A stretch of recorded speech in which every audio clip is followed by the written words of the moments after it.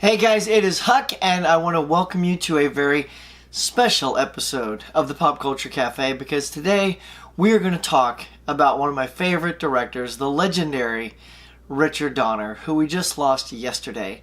So let's sit down, chill out, relax, and talk about the awesome filmography from the legendary Richard Donner.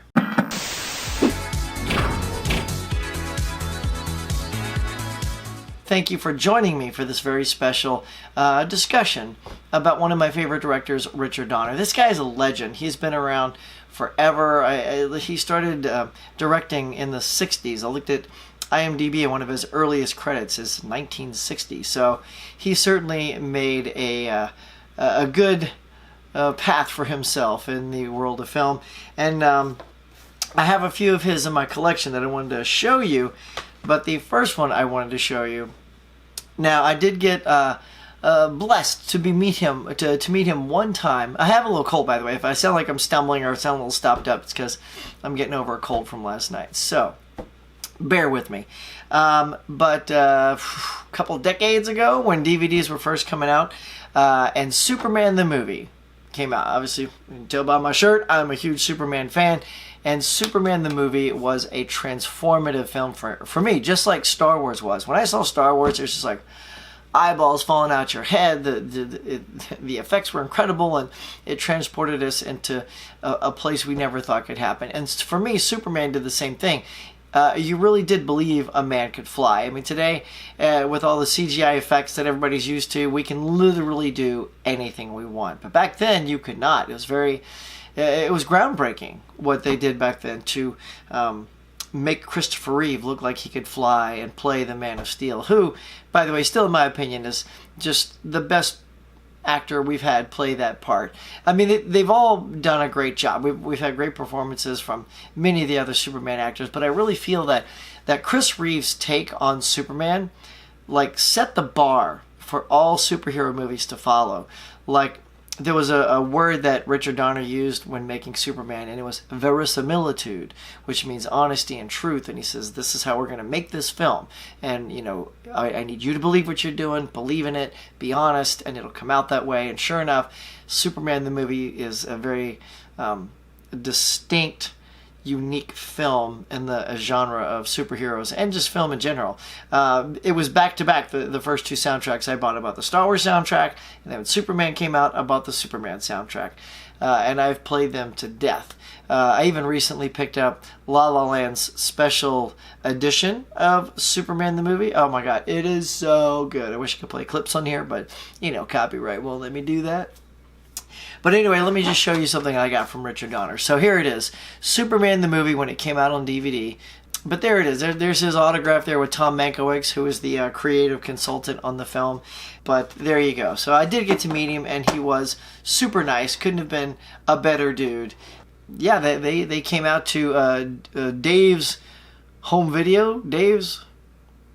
Oh, man. I think it was just called Dave's. And they would always come out with the newest DVDs, and me and my pals, we would go there all the time and just shop our faces off. But the prices were kind of high. Sometimes, like, shopping your faces off means you went home with one title. But it was at that place that they had a special signing with Richard Donner and Mankiewicz. They came. Also, the Aaron Smolinski, the guy who played the little Kal-El when he came out of the thing, was, you know, naked, got no pants on. He was there, kind of grown up. I didn't get his autograph on here just because I was like, what? You're the kid with the, no, I'm all right.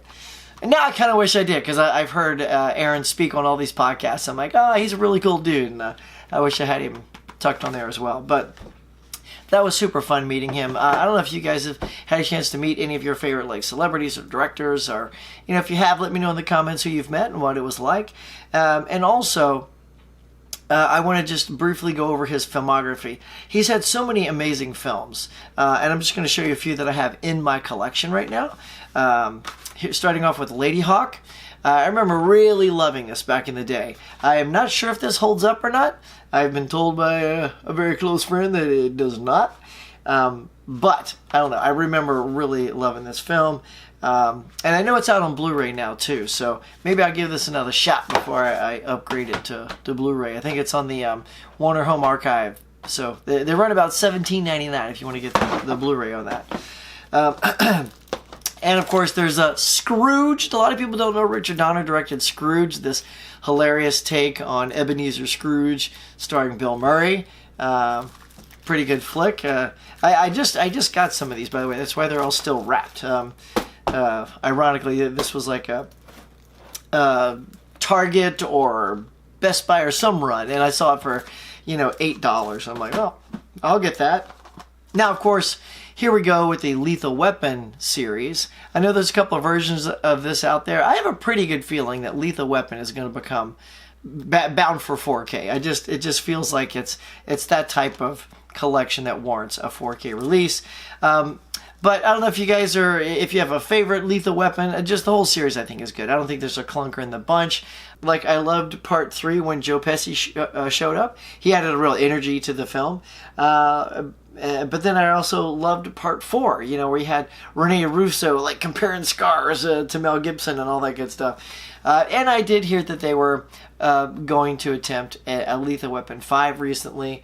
I don't know if that was legit or not. I mean, it was 91. But I mean, hey, maybe he still has juice in him, just like Clint Eastwood, man. That dude's not slowing down. But yeah, so the Lethal Weapon series. And of course, here it is. Superman the movie. I know this box set is all the Chris Reeve films, but I have it here for Superman the movie. Just love that film. Growing up, I went and saw this movie 7.5 times. 7.5. Now, why a half, you might ask? Well, that's because when I was watching this, Rocky 2 had come out, and I wanted to see that movie. So to kill time, they let me sit in the theater.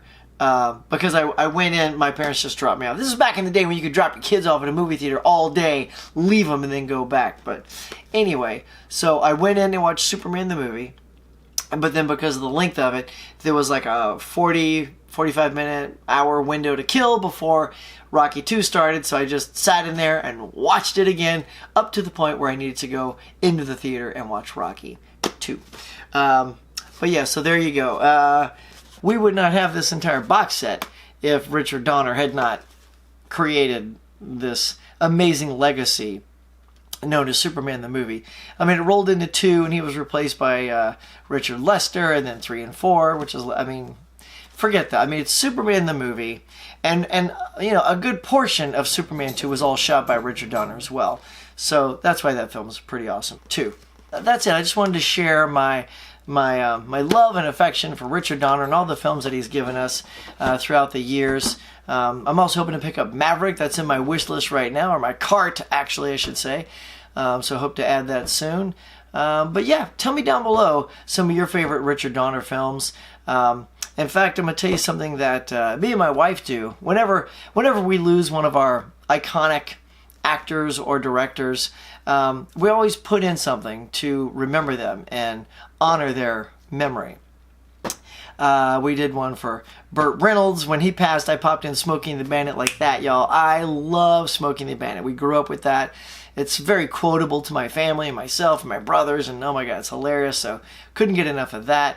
So with that said, tonight, because I've had this cold, I was out last night. I couldn't watch anything. I was too busy trying to go to sleep, y'all.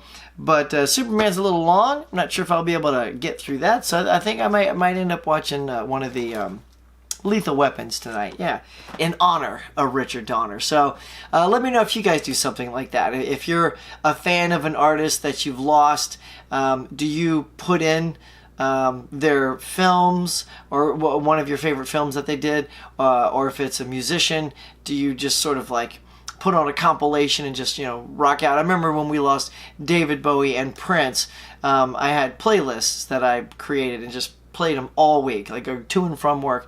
That was my jam, to and from work, just to honor their legacy. So, but that is it. If you do, let me know down below. If you're going to honor Richard Donner tonight, tell me what you're going to watch tonight. Tell me what your favorite Richard Donner film is and why. And yeah, I think that'll do it for today, y'all. So if you enjoy this kind of content, please do me a favor and hit like and subscribe and hit that notification bell so you get notified the next time I put up my next video. In the meantime, everyone, R.I.P. Richard Donner.